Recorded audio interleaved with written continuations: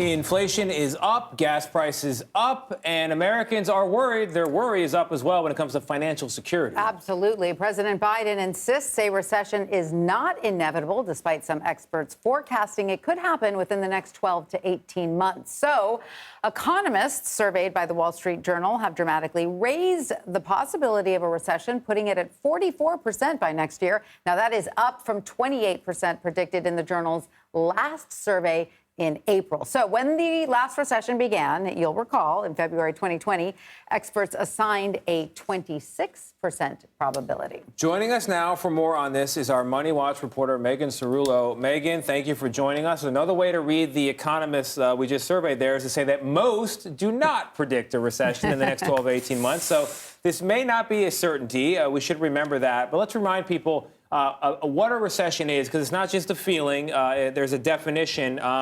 And how likely do you think it is that we're going to enter one? So a recession is a period of economic contraction defined by 2 straight quarters of declining growth. And they're notoriously hard to predict, but Wall Street analysts are incringly saying that they expect us to... I think the future may be calling in the background. Are you getting the... Is that your phone or somebody else's? We're getting ringing of phones in the background.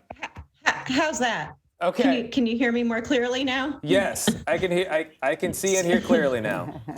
Okay, very good. So it's a period of contraction defined by 2 straight quarters of declining growth. And although a recession is hard to predict, hard to call, like you pointed out, Wall Street analysts say that we do have about a 40% chance of entering a recession within the next year, so 2023. And of course, inflation is up too. So that has some folks worried about what to do with their money. And I have some tips that folks can follow to sort of prepare for a potential. Let's have Yeah. No, we'd love to hear the tips. But just really quickly, though, Megan, how does inflation fit into all of this? When we talk about a recession coming and inflation continues to rise, those two things go together usually? I thought usually a recession and inflation didn't happen at the same time.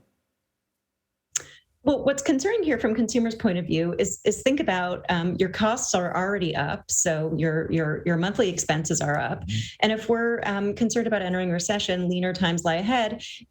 Perhaps your work hours will be reduced. You may fear losing your job, but your costs are still going to be up. And so that can be a good idea right now. Here's one tip is to explore ways to diversify your income stream, to take on a part-time job or a side hustle, for example.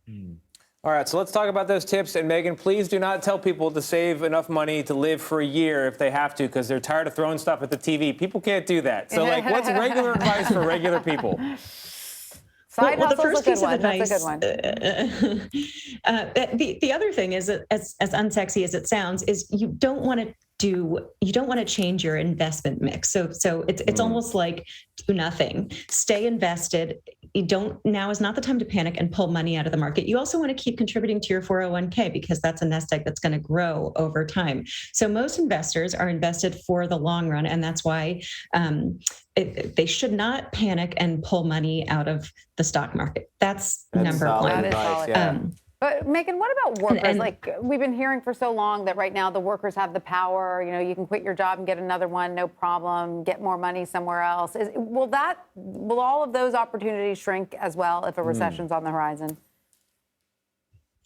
Well, I think that plays into sort of the diversifying your income streams. At a certain point, if retail sales are down, if consumers aren't buying as much, then these companies aren't going to be able to. They're going to hit a wall. They're not going to be able to pay workers more. So workers could lose. We're hearing all about the great labor shortage and how workers can sort of name their price, but they will lose a little bit of leverage if it no longer makes sense for retailers to raise wages so high that they're not making a profit, for example.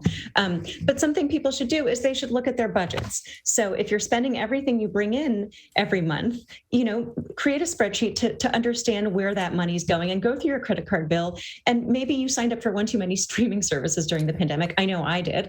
And you can sort of cut down on those. And you can also You can also enlist bill negotiation services to negotiate down your monthly cable or cell phone bill. So that's a good place to start. And making a spreadsheet and laying it all out and seeing where the money's going does help. Yeah. Yeah, that is good advice. I'm a big fan of cooking at home as well. Yeah. Those delivery fees, I know those are jobs too, but that's it really adds up. Oh, it adds up so much going out. Yeah, my husband hates spending money out. He's like, Get we some- should all be eating at home every Get some night. basic kitchen skills. You're going to be good. Megan right. Cerullo, thank you very much. We Thank appreciate you. it.